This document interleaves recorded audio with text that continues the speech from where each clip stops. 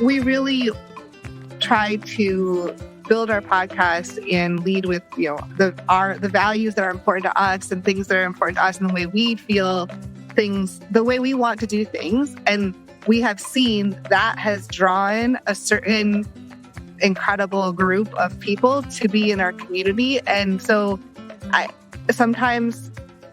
think we've done that right, I guess, in a lot of ways. We may not have grown as fast as we could, but the people that we've gathered and brought together are such an incredible group of people that I feel like I wouldn't change that even if we could have had more downloads or could have grown. I feel like we've done it true to ourselves, and that's the most important thing to me. Welcome to Normalizing Non-Monogamy, the podcast where we interview incredible people from across the entire spectrum of non-monogamy to hear their fascinating stories. We strive to bring guests on the show who have a healthy approach to non-monogamy. However, it's important to remember that everyone does it a little bit differently, and the views and opinions expressed by our guests do not necessarily reflect our own. Additionally, we produce this show for entertainment purposes only. Please be aware that we aren't doctors or therapists. Consult a medical professional for anything regarding your health that you might learn about on the show. Enjoy! Well, welcome to Focus Fridays, Season 2, Episode 9. We're Finn and Emma, and today we have a super fun conversation for you. We are going to be talking with Pat. We met Pat at the World Domination Summit, which if you listen for a while, you've heard us talk about it. But the World Domination Summit was a conference that we went to in June, and we met Pat there. The conference is full of amazing people doing incredible non-traditional things, I'd say. Taking over the world. Yeah. But in a positive way. It was just a collection of really just a lot of amazing ideas. And we loved meeting Pat. And Pat has a podcast called Podcast Growth Hacks. And he interviewed us for his show. And he's kind enough to let us release this episode on our podcast as well. Yeah, this is exactly as it was recorded for his show, and this came out a few months ago. So perhaps you've already listened to it. Also, if you're a premium subscriber, you may have listened to this when you signed up because we released it early for you as well. Mm-hmm. But yeah, as Emma said, Pat interviews us to talk about basically how we built our podcast from the ground up. And so it's a really fun conversation. All the behind the scenes information about N&M headquarters over here. Yep. Normalizing Non-Monogamy headquarters. That's what it is. And that's what the conversation is. So again, a little bit more about Pat. Pat is the host of Podcast Growth Hacks. He's also the CEO and founder of a company called Pod Inbox, which actually Pod Inbox is the service we use so you can send us voicemails. So if you want to send us a voicemail, you would be using Pat's software, supporting Pat's work, and sending us voicemails, which is super cool. He's also just a serial tech entrepreneur. He was born in Hong Kong, grew up in Southern California, went to UC Berkeley, and now lives in Portland, Oregon.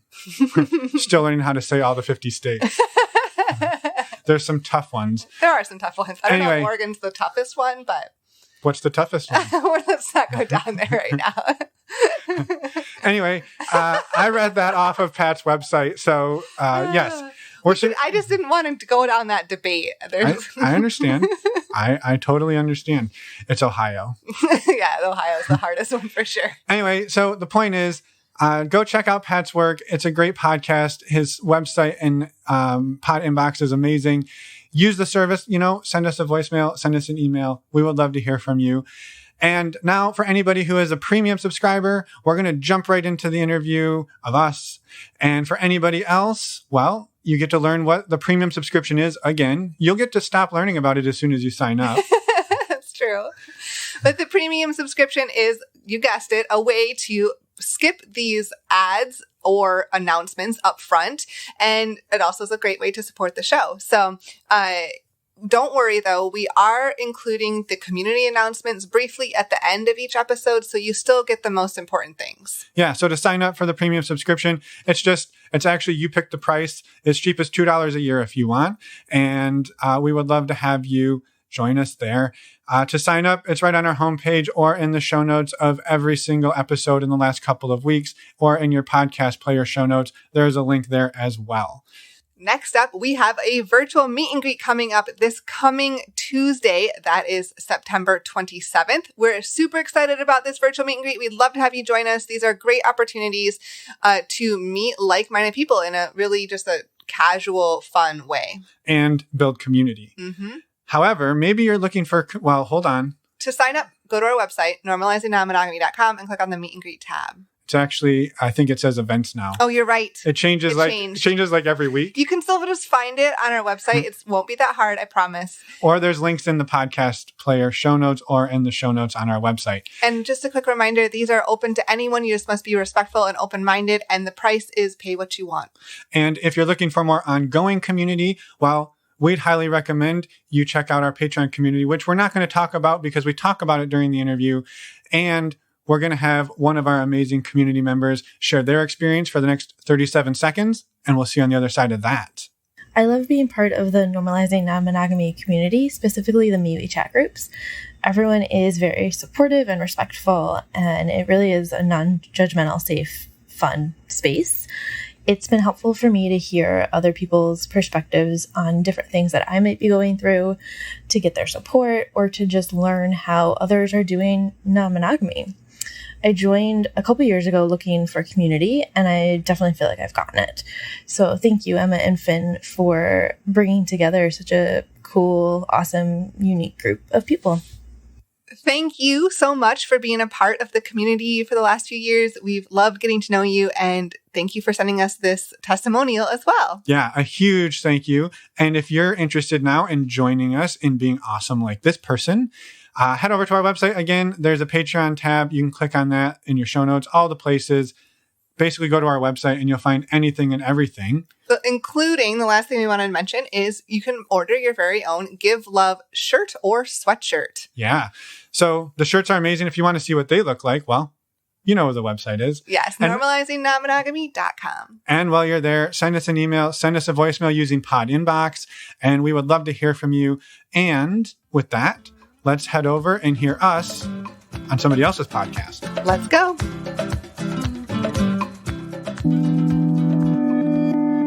I will say the other thing we do is we do a monthly virtual meet and greet. Yeah. And what we do with those is we used to charge $10, and now we say it's a pay what feels good. And we've actually found that we make a little bit more by taking away the requirement to pay, because some people will pay $0, but some people will pay $20 or $30 instead of $10.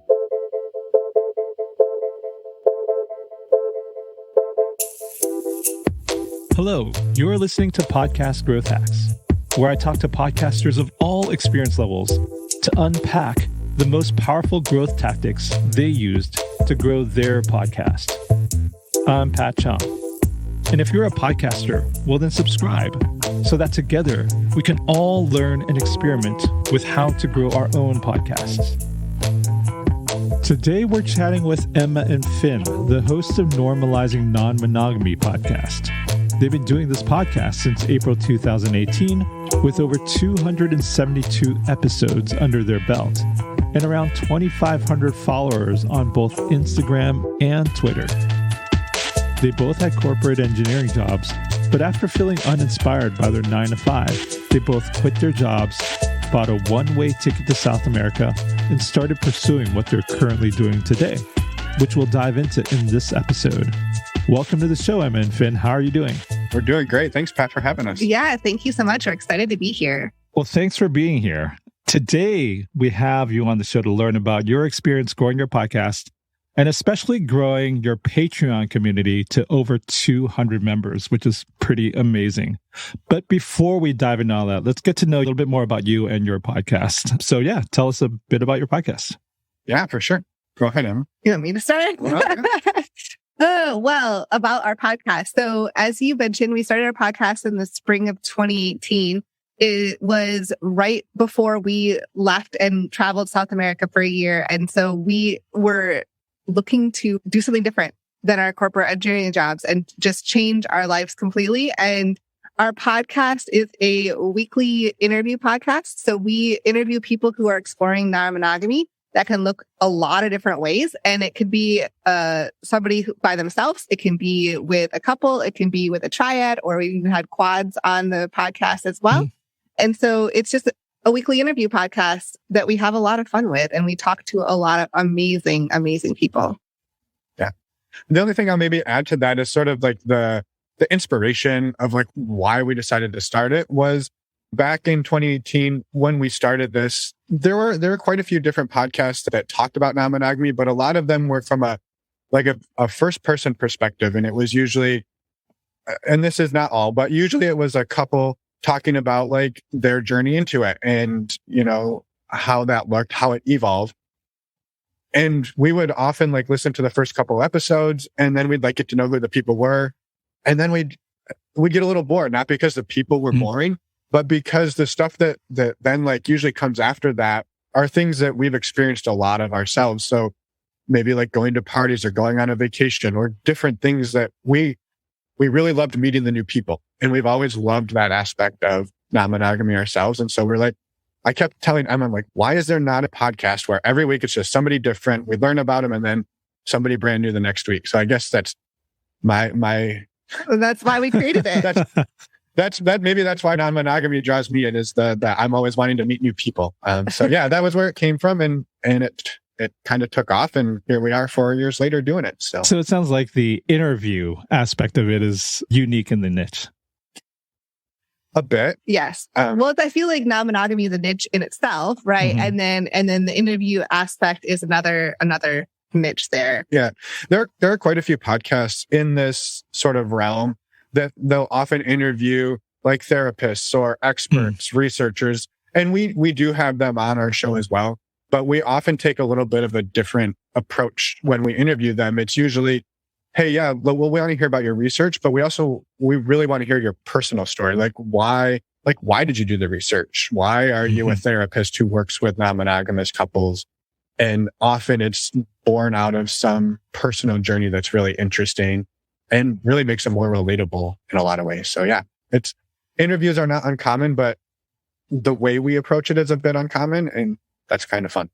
Yeah, out of curiosity, how do you find your guests? Because like even me, as I'm kind of diving into this world of interview podcasts, it's fairly easy for me, right? Yeah. Everyone kind of publicizes that they're a podcaster. I could kind of reach out to them because they're already experienced with being on the mic. Pretty easy for me to get interview guests. But non-monogamous, practicing Well, we started with reaching out to friends. And so we had a pretty vast friend network that we just put a plea out to anyone to please come on the podcast so we get it started. And also we started reaching out to other podcasters, other content creators in the space. And so early on for our first, maybe 20 episodes, we would go back and forth between either a friend of ours or a content creator. We kind of went back and forth until we got enough momentum where people started reaching out to us. And over the last, since probably episode 25, it's been almost all people reaching out to us. Right. That's interesting. And when you first started it, I noticed both of you go by pseudonyms. Emma and Finn, they're not really your real names.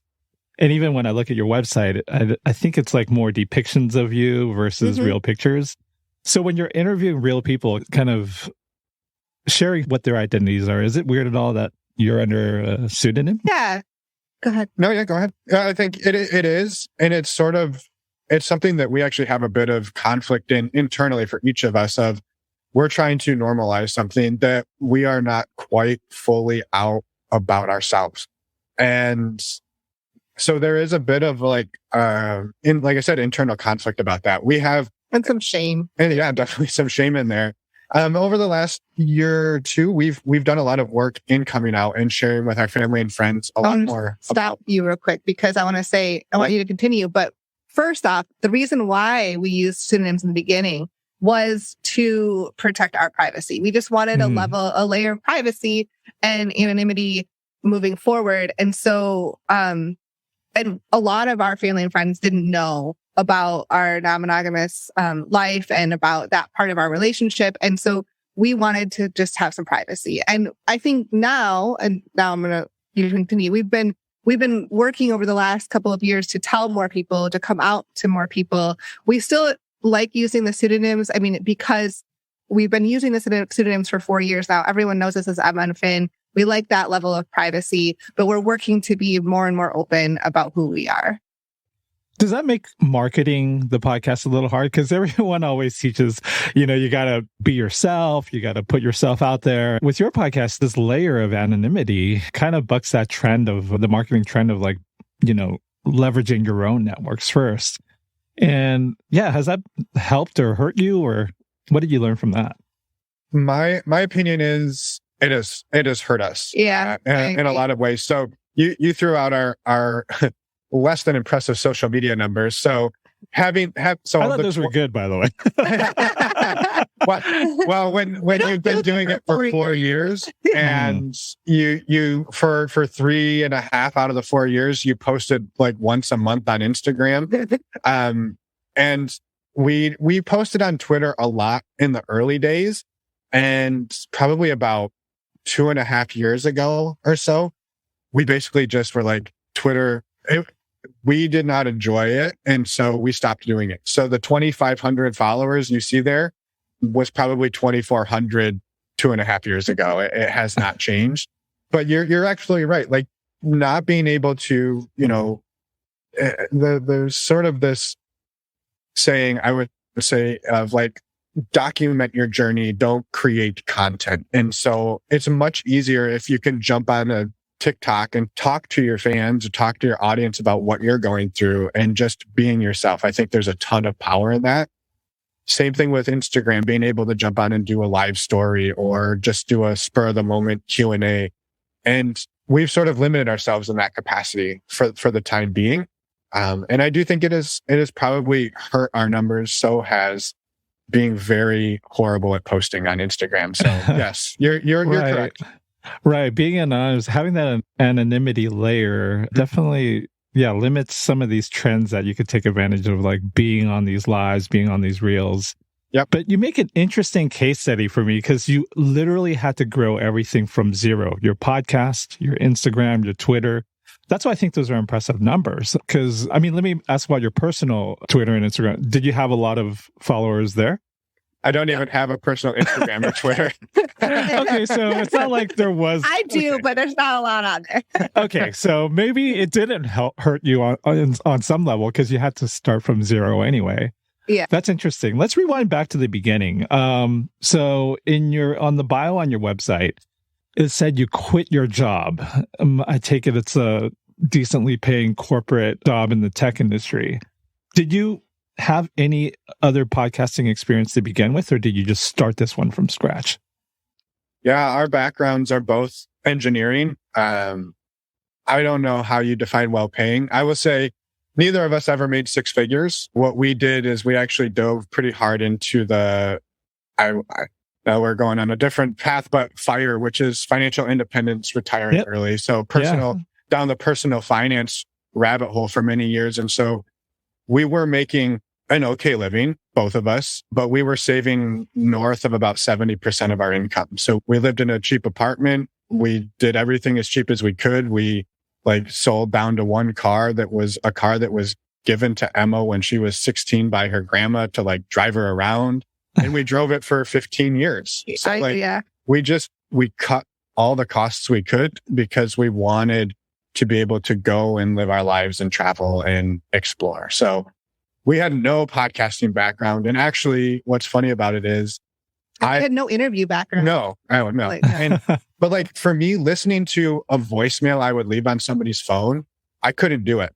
And it was so I hate hearing my own voice. I've now edited 300 plus hours of my own voice. So I've gotten a little more tolerant of it. But yeah, we had no background in it. Yeah. But we also, when we went to travel, we wanted to start this podcast. We also were trying to figure out, it was a very transitional time in our lives, obviously, and we were trying to figure out what else we were doing. So this was a piece of that puzzle, but there were a lot bigger things going on for us as well. Okay, we're going to go travel for a year. Then we're going to, when we came back to the States, we've had a number of different random jobs over the last handful of years, but we've always continued doing the podcast and trying to keep growing it. But it has been fairly slow growth. Super impressed. So many risks you guys took, obviously, quitting some kind of paying job to travel to a different country, starting a new thing. Was the intention to start a podcast and to have that as some source of income at all, or?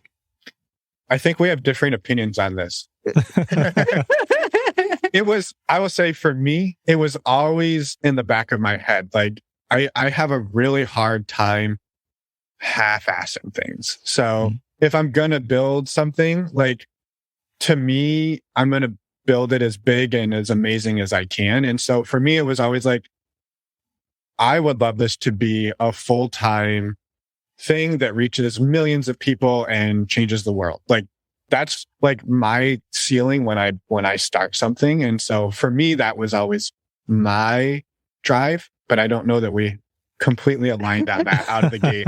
Well, I don't think out of the gate. No, I think it was something that I saw potential in, but I was also trying to figure out for myself what that meant.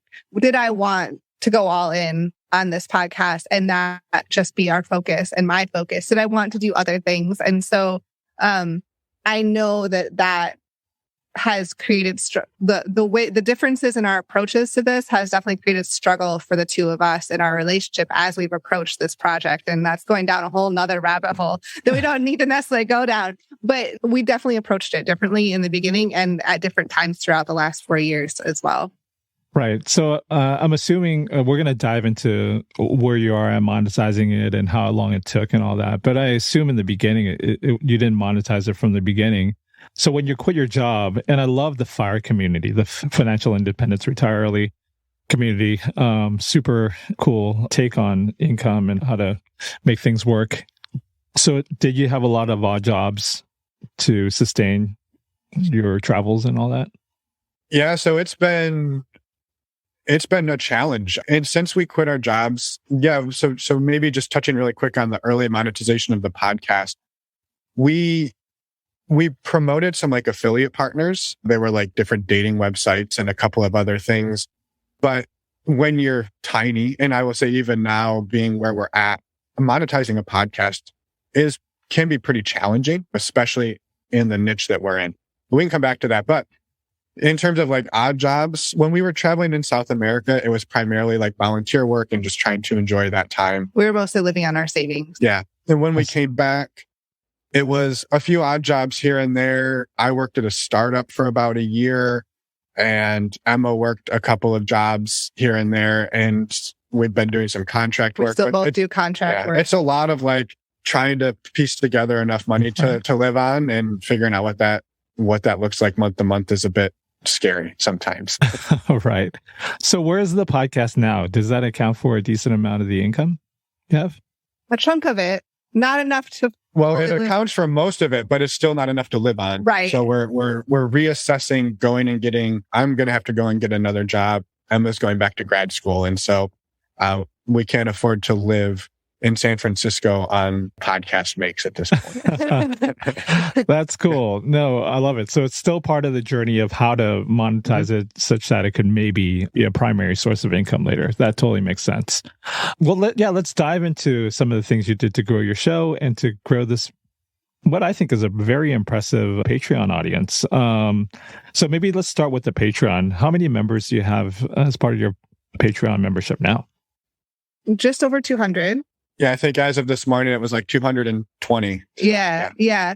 And we started the Patreon, I believe, in July of 2019. It was almost a little over a year after we started the podcast. So we decided we didn't want to start a Patreon right away. Just the way we were approaching it was we wanted a lot of content before we were asking people to come support us. We just wanted to approach it that way. So we did. We started it a year after, and it has slowly grown. But what's really amazing is that it's really a big community and the people are involved. And so there's 220 people. I would say a vast majority of them are very involved in the community as it is, which is, I feel like, another level of, it impresses me that people are so dedicated. Well, and so what involved looks like for the community is we have like a chat platform. We use MeWe, which is, it's like a social media network that you can make private. So there's people in there all day long, hey, I'm struggling with this, or hey, this was amazing. And then people jumping in and saying, oh, it's just a big support network. And these people have turned into like some of our closest friends, some of their closest friends are in the community. They'll travel across the country to have little meetups together. We also do monthly video Q&As with whoever wants to join. And those are pretty well attended and great conversations. And then we do a men's group call and a women's group call. We have those groups as well. And so we put a lot of energy into the community. Yeah, let's break down what members get a little bit. For those not familiar with Patreon, it's just a platform for any kind of creator actually to create a monthly subscription, I guess what they call perks. And from what I heard from a lot of podcasters, a lot of people think about it, but then they usually get stuck on what kind of perks to offer, because it's usually some tiers based off of the subscription fee, right? Yep. Tell us about your perks a little bit in these tiers. Yeah. Sure. So the first tier is like $2. And what's that? $2 a month. Yep. And what you get there is you basically get to be part of the monthly Q&As if you would like. And so those usually have 15 to 20 people on them. We do them one for the East Coast time zone and one for the West Coast time zone, usually on the same night. You do those Q&As in that chat that you described? We do them on Zoom. They're Zoom calls. Yep, Zoom calls. Call. Okay. Yep.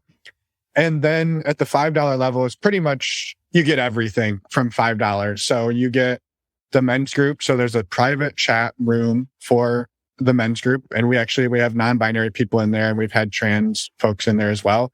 And the women's group. And you get the women's group, and you also get the monthly calls, and you get to be in the chat platform with everybody, where there's just sort of like ongoing support and community.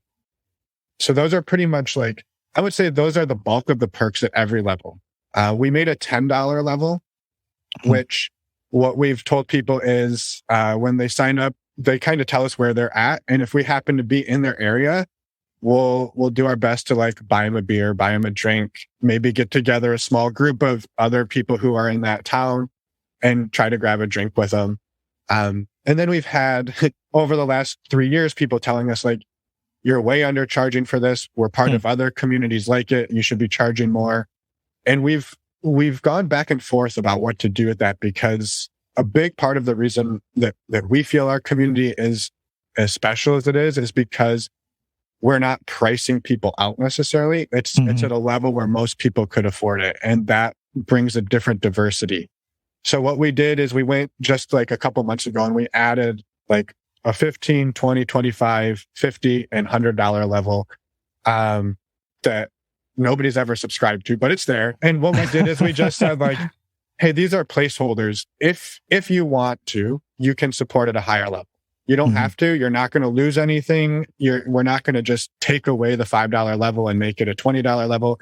But people have been asking for this. So here's your opportunity. If you would like to support with a higher pledge, great. And if we can add stuff in the future, like if we start to make enough money where we can send people a t-shirt or something, then we would love to add those. But it was sort of just an open-ended, like, you can contribute what you want, but we're not going to like take away anything from the $5 level. What's the most successful tiers? $5. $5. Oh, $5. And do you feel like you ever leave any money on the table for people who just want to donate like a flat donation versus, because Patreon kind of makes you do monthly, right? I've always been a little bit skeptical of that. But yeah, how has that worked or maybe hasn't worked for you? I'd say like in general, people can subscribe for like a month or two, and that's more of and then like stop it. So that would be kind of more of a one-time. Yeah. And they can pay for a year. It lets you do a year and you get a little discount. I know some people put on like their website, like, buy us a coffee or here's our Venmo. We've tinkered with that a little. We haven't done a ton with it. I will say the other thing we do is we do a monthly virtual meet and greet. Yeah. And what we do with those is we used to charge $10 and now we say it's a pay what feels good. And we've actually found that we make a little bit more by taking away the requirement to pay, because some people will pay $0, but some people will pay $20 or $30 instead of the $10. And so we get together, the way the virtual meet and greets work, they're not part of the Patreon community. They're open to anybody. And we just bring people into Zoom. We usually have like 30 to 40 people, and we'll do like some opening icebreaker questions. We'll go over some ground rules, and then we use the breakout room feature, and we'll ask like a leading question to start a conversation. We'll send people into a room with like 5 or 10 people, usually five people. They'll talk about it for like 8 to 10 minutes. We'll bring them back, scramble the rooms, ask a new question, and send them away. And that's a way for people, they could sign up and pay $100 if they wanted. And they would then get the sort of the activity out of it. So, yeah, I love the pay what you want model. How do you logistically handle that? Do they pay after, and what platform do you use? Yeah, great question. So we built our website on Wix, and there is a Wix plugin for a form builder that lets you like collect people's information usually. And we do like your name, your email. Have you ever done this before? A couple of like check boxes that the consent forms and stuff. Yeah. Some consent, some, if I'm a jerk, I'm going to get removed and never let back in. Okay. And then it lets people pay.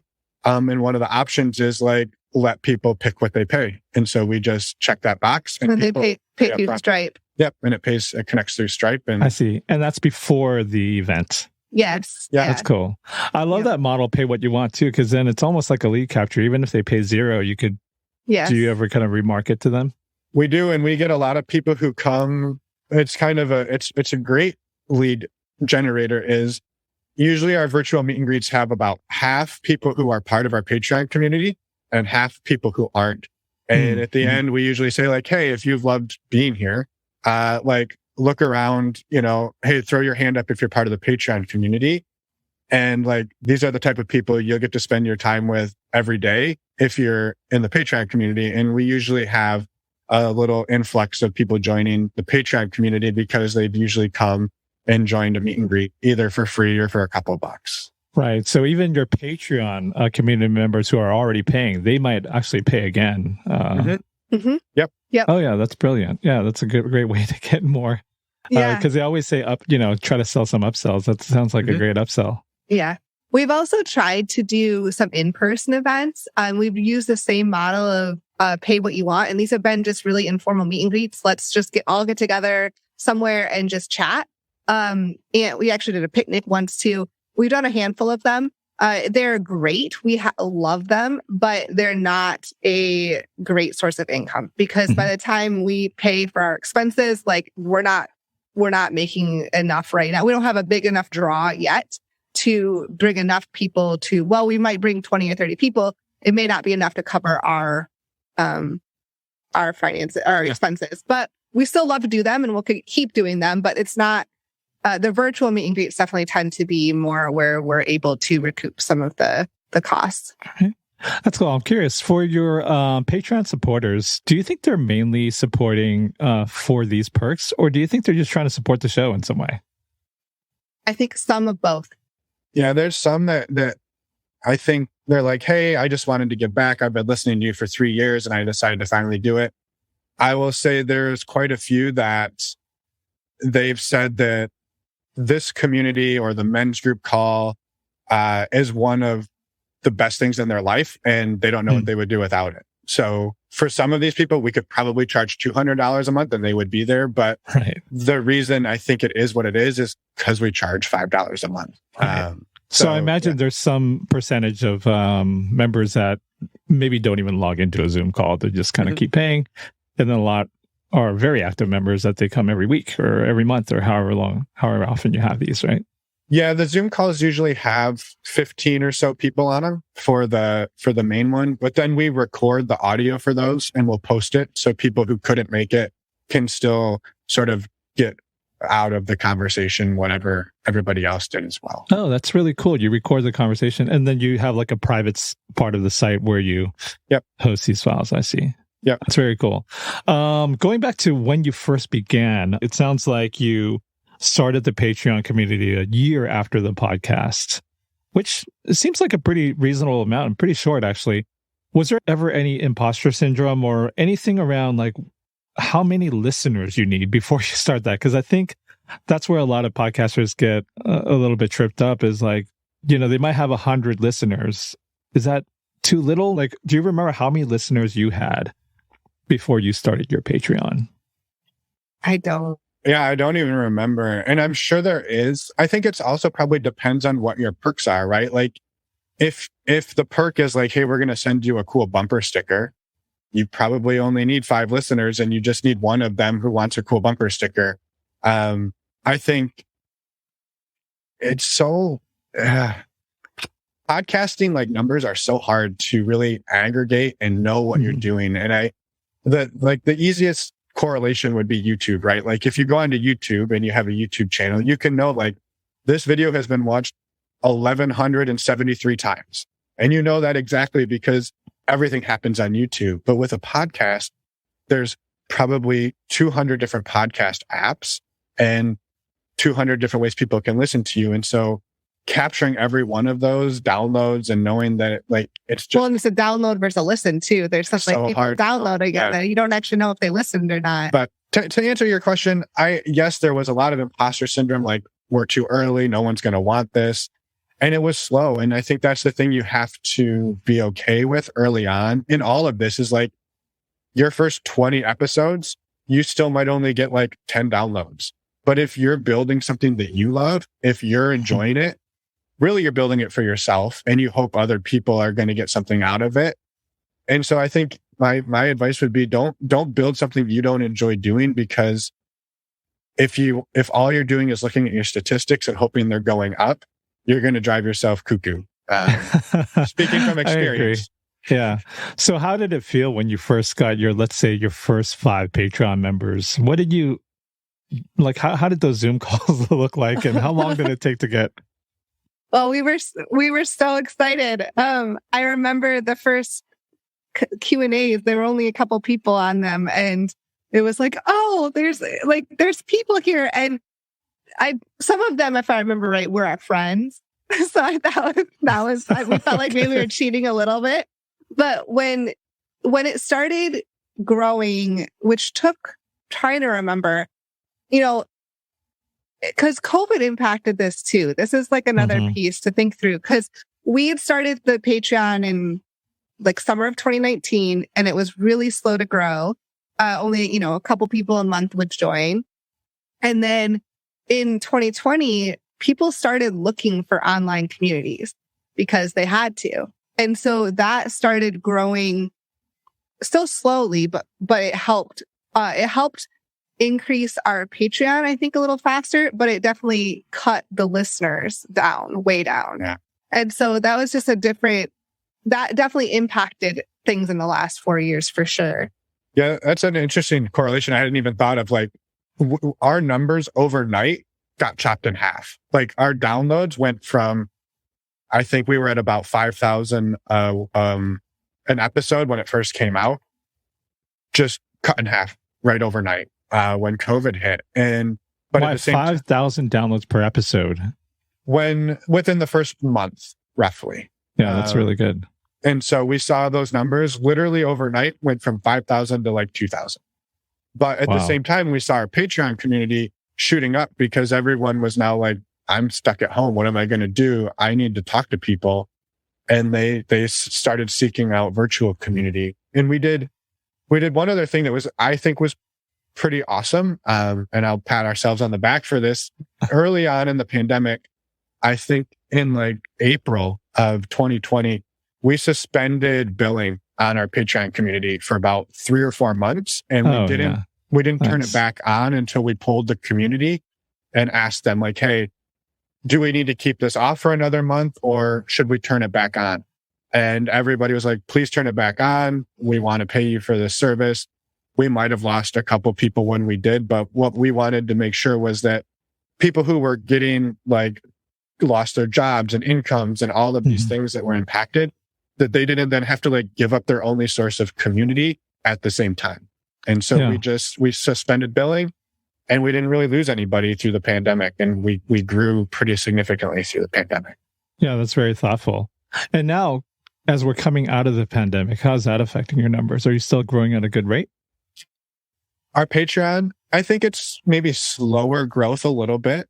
Yeah. There's a lot of still people growing, but It's a little slower. Especially in the summer, people like to get out. And so we'll see fewer people on calls.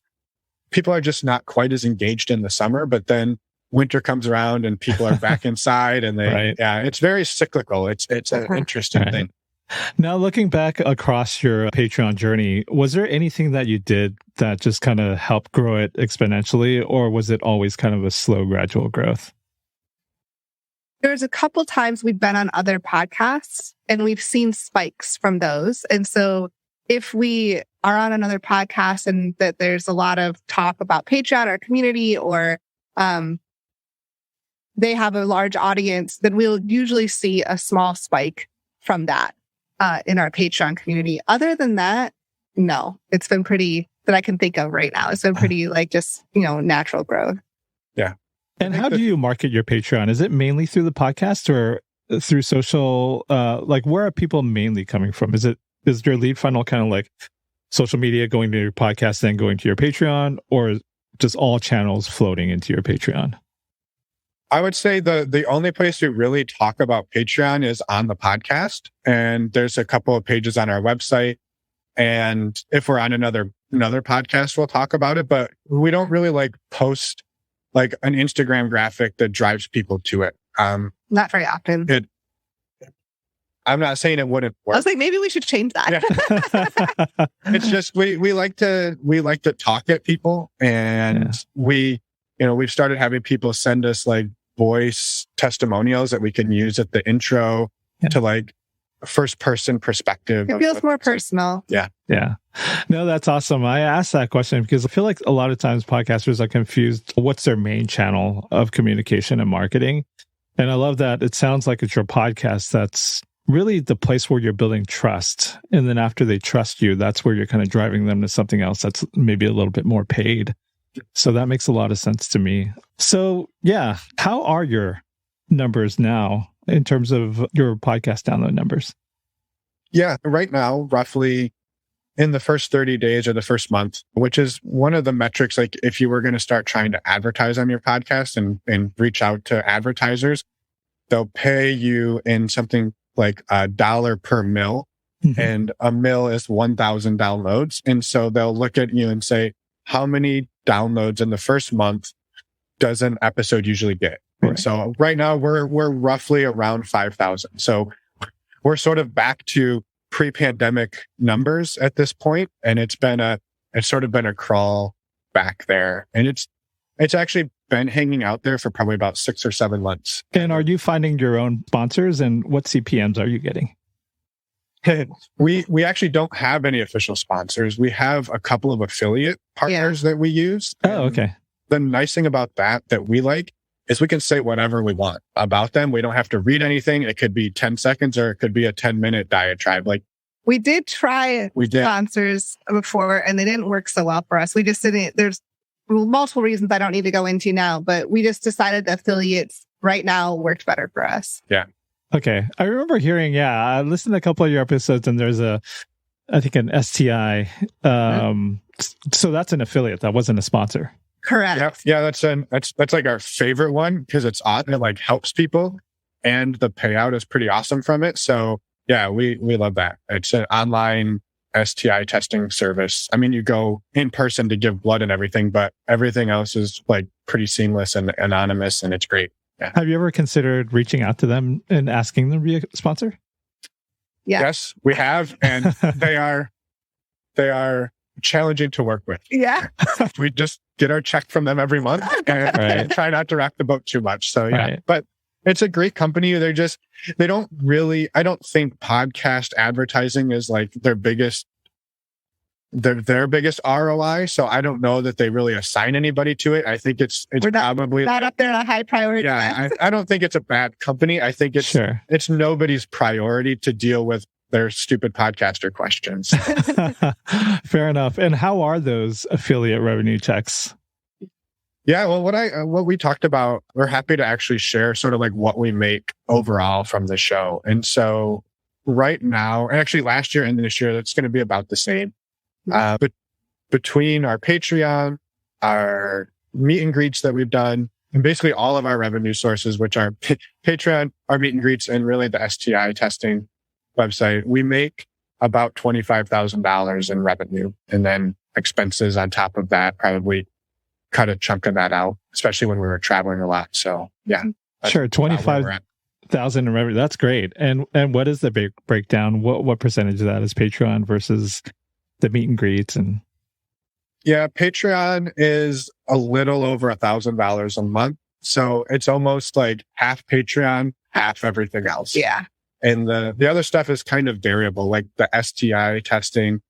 Varies. Some months it'll be like $1,000 or $1,200 a month, and some months it'll be like $450 a month. And so that's actually really amazing. That I have always been a little bit skeptical about affiliate marketing on podcasts too, because there's so much, that the fan has to remember what to type in. Do you use like an affiliate code? Is that how they're tracking it?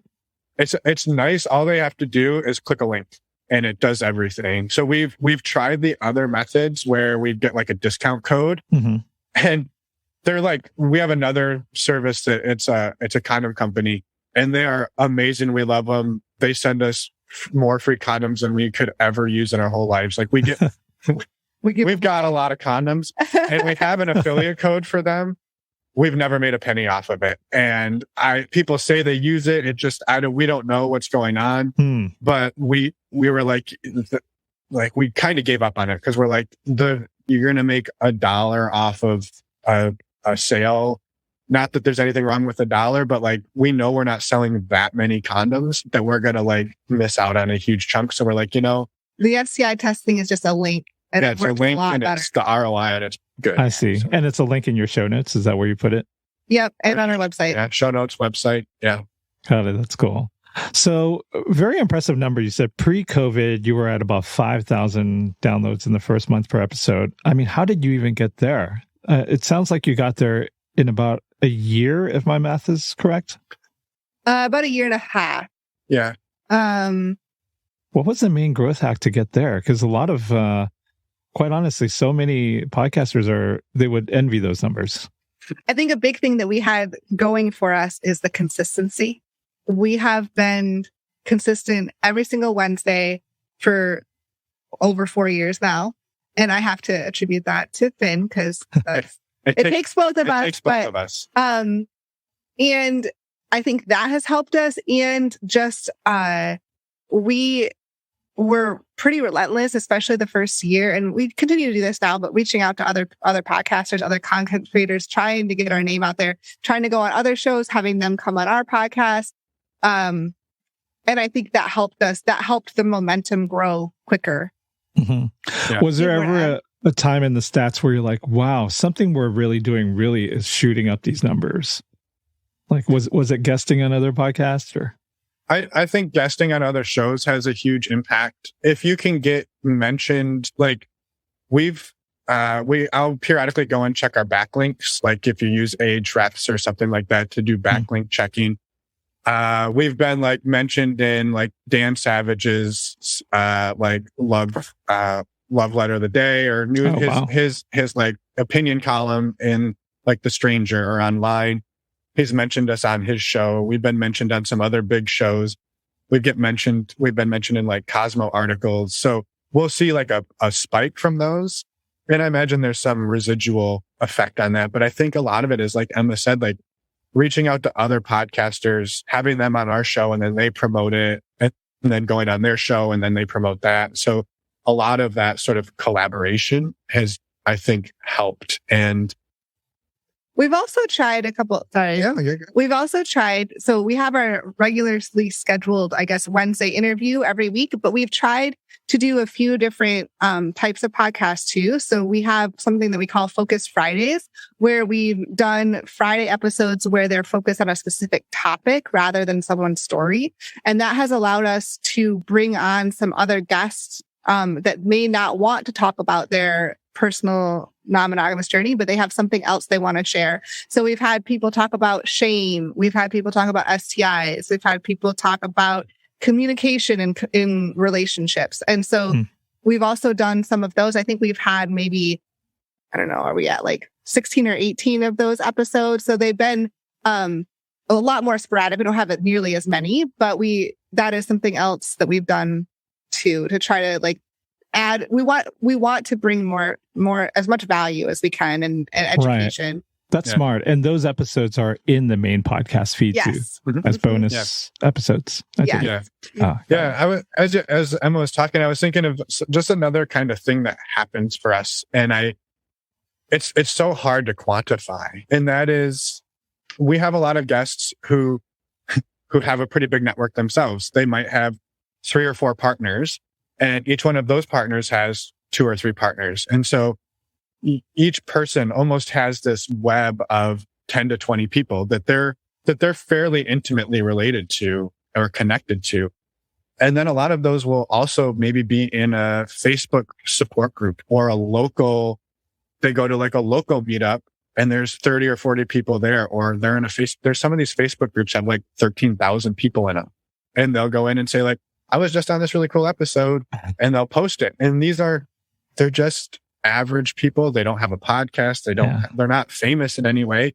It's just somebody who is like, I want to share my story. And then they want all their people to hear their story. And so it kind of promotes itself in a lot of ways. Yeah, I totally agree. That's probably a huge phenomenon that's probably happening. It's almost a perfect word of mouth podcast, because when you're normalizing something, you're explaining it to an audience that may never have been exposed to it before. And sharing that podcast is like a quick explanation. Go listen to this podcast to learn about, this thing that I'm into. And usually a bunch of friends are probably curious about what that person is into. Yeah. And it's a great primer to quickly introduce people to it. We have a lot of people who tell us that they take the link for their episode and they'll put it in their dating profile. And they'll say like, hey, if you want to know about me, go listen to this. And only reach out if this resonates with you. So like we have links to our podcast in like probably 50 different like online dating profiles across the world. Yeah. Right. Yeah. Ahrefs is telling you, a lot of your traffic is coming from Tinder and right. Okay, Cupid. Yeah. Yeah. It's funny. I just listened to one of your episodes and one of your guests said exactly that. They only date people who have experience with non-monogamy. And I imagine your podcast helps spread what they're doing. So are there any other podcast growth hacks that you're experimenting with, or maybe things that didn't go right? There's a couple of things that I wish we had done sooner.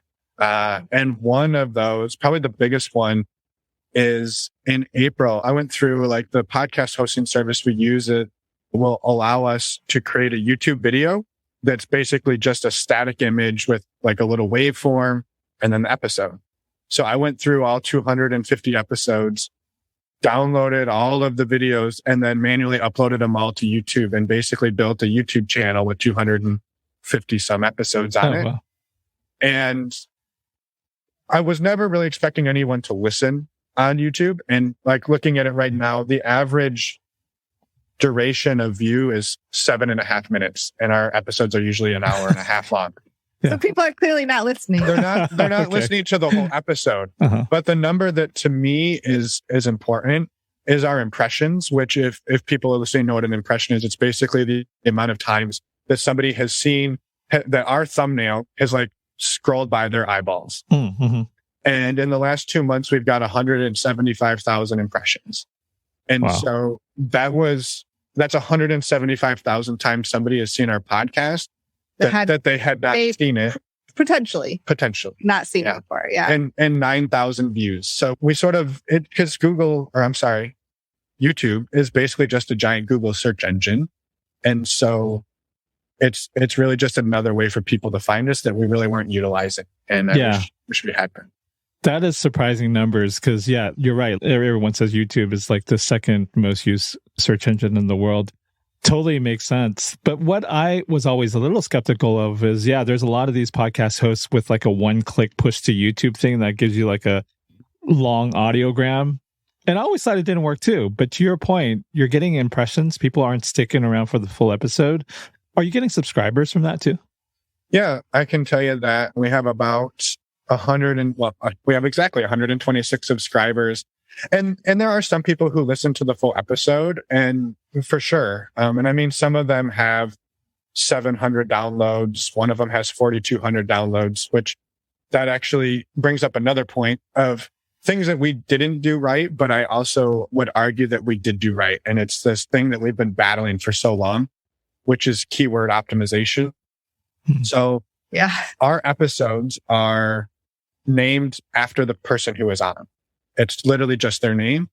That'd be like episode 162, Sarah. Like Okay. that's all it is. And so we did that very intentionally because we didn't want to like describe somebody in a way that really wasn't them. We wanted their story to be who they are, not what we could stuff into a character. We didn't want to say this episode about woman who is married to a man and has a partner. Like with those, we would be like describing these people that we using terms we aren't comfortable doing. Right.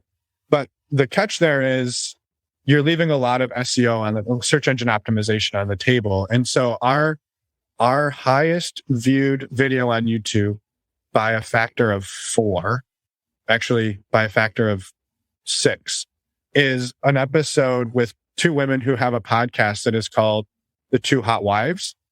And hot wife or hot wives is a very, very highly searched term. And because they had a podcast called this, it's in the name of the episode.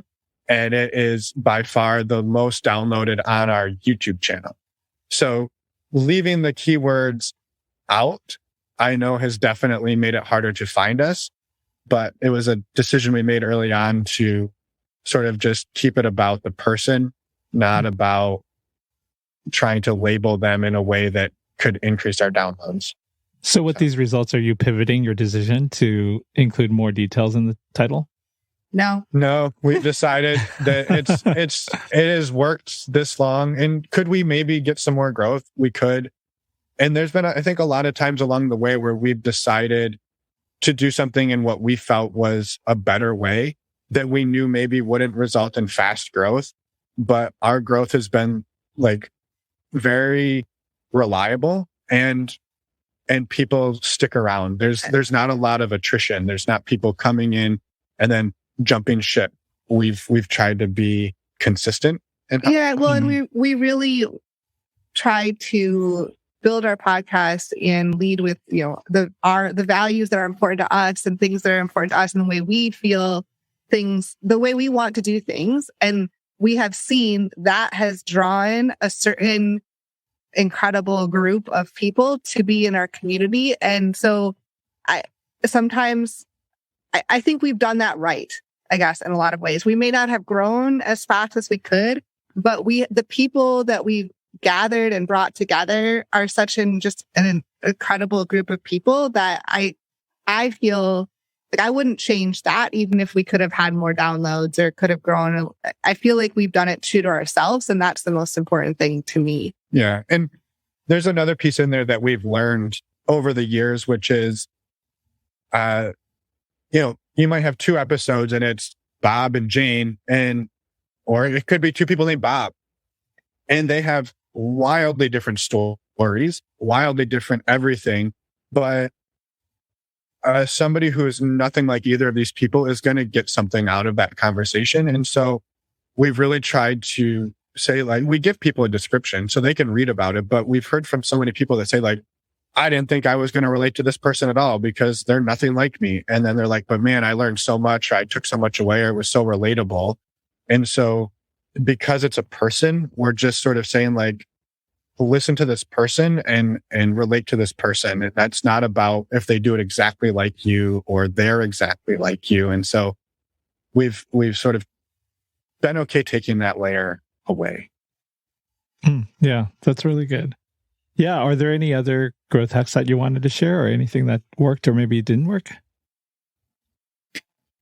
I don't have a ton. I mean, I think the growth has been important for us. And I'm that type of person who wants to see growth, but I also have had to like be okay. Like, hey, it's consistent and people are giving us good feedback. And I think we started changing the metrics by which we measured ourselves from like downloads to maybe community growth or impact on the community rather than like, because our numbers have stayed flat really on the downloads, but the community keeps growing. And so that to us tells us we're doing it the way that we want to do it. And I'm sure if we could triple our downloads, we would probably see a pretty significant growth in other places. So we're definitely wanting to do that, but in sort of a organic and measured way without sacrificing our core beliefs, which is a challenge sometimes. Mm-hmm. Sure. Well, that's awesome. Thanks so much for sharing your numbers. This is a super useful episode. And usually we end our episodes with what I call the final 5 quick fire questions. And these are just kind of meant to be a little bit more quick and fun. And so question number 1, do you collect listener emails? We have a mailing list. And so people can sign up for a mailing list on our website. But yes. Yeah, if people opt in. If people opt in. Did you mean their email addresses or like the emails they send us? Oh, sorry. Yeah, their email addresses. Yeah. So what are they opting into? Like a newsletter? Or? It's once every 2 weeks, we might send them an update about something. If we'll send them like if we're doing an event or if something's going on that we want people to know about, we'll share it. Yeah. Got it. Cool. Question number 2, what's the one podcast that you actually recommend the most besides your own? Ooh. I can go first if you want. Oh, yeah. Go for it. My favorite right now, there's a couple. Simon Sinek has a podcast called A Bit of Optimism, and it is amazing. Seth Godin has a podcast called Akimbo, which is amazing. And I also listen to a lot of Tim Ferriss. So, yeah. I took that question very differently. I took it as what do we recommend most on our podcast? But maybe that's like not on our podcast, because if that's the case, the one that gets mentioned by far the most is Dan Savage, the Savage Lovecast. So that one, we recommend that one all the time and always comes up in conversations. And it's what I listen to too. So. Yeah. Because not every podcast that we all love, we find ourselves recommending, but I find the ones that people actually recommend is pretty special.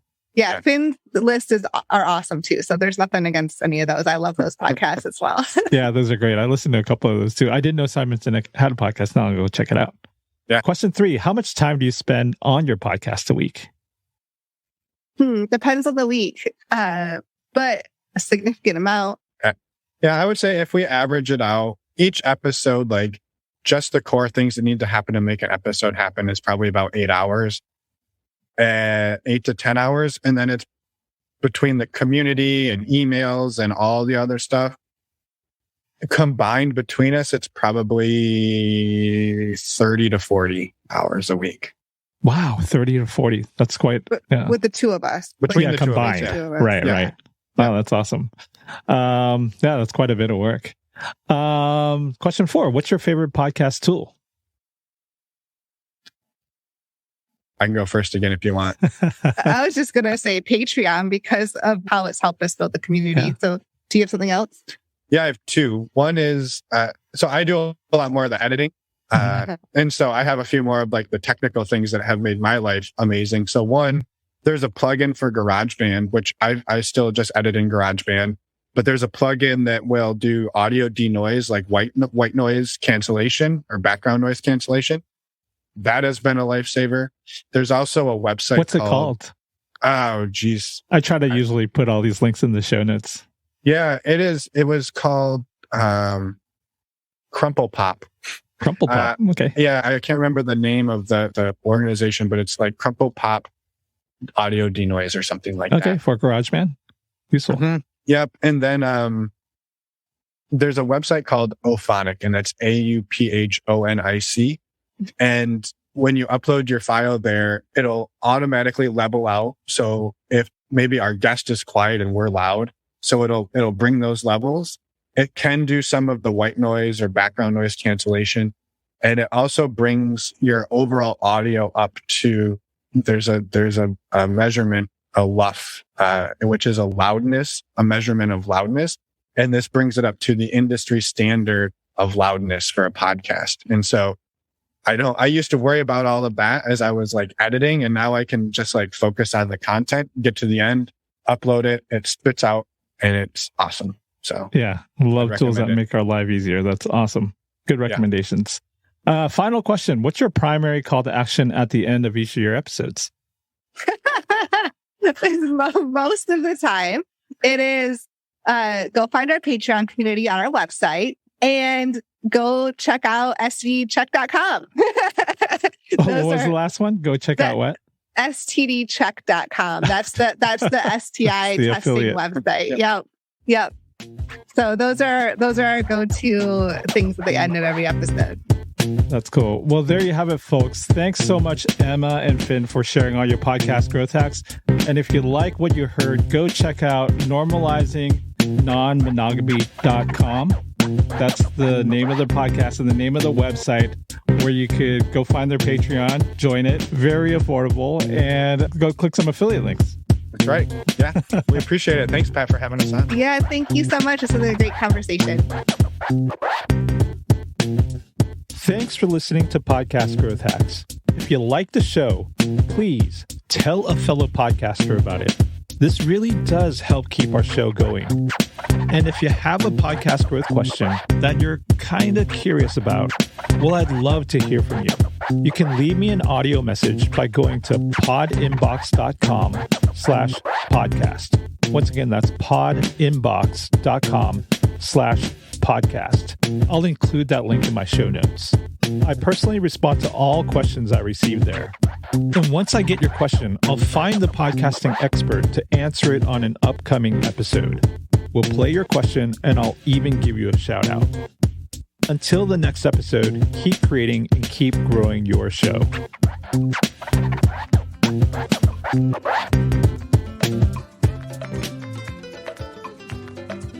And we're back. Thank you, Pat, for interviewing us on your podcast and for letting us release this episode on our show as well. We love talking with you and having the conversation, and just thank you again for all of the work that you do as well. Yeah, a huge amount of gratitude, Pat. It was a pleasure to meet you in Portland, Oregon. Anyway, a few quick announcements, and then we promise we'll let you go. Please go to our website, normalizingnonmonogamy.com. There you can sign up for the upcoming virtual meet and greet, which is Tuesday, September 27th, coming up very soon. And we'd love to have you join us. These are open to anyone. You just must be respectful, open-minded, and the price is pay what you want. We also have shirts for sale on our website, Give Love shirts and sweatshirts. Go check them out. Purchase one of your own. We think they're super cool, and we're really excited about them. If you can't tell, because we talk about them all the time. Yeah, it's getting cold out there. You need a hoodie. Right. Right. And a quick reminder that links to all of the work that Pat does are in the show notes. Go check out everything. Normalizingnonmonogamy.com. Click on the podcast tab or the about tab or the contact tab or any of the tabs. It's all there. Every tab is just an amazing place to be. And next week, we have an interview with Eka. Eka from Portugal. It's a beautiful conversation. We hope to see you on Wednesday. Thank you, everybody. Actually, we hope to see you on Tuesday. For the meet and greet first. All right. And then the episode on Wednesday. All right. Well, have an amazing weekend. Bye, everyone. Thanks for listening.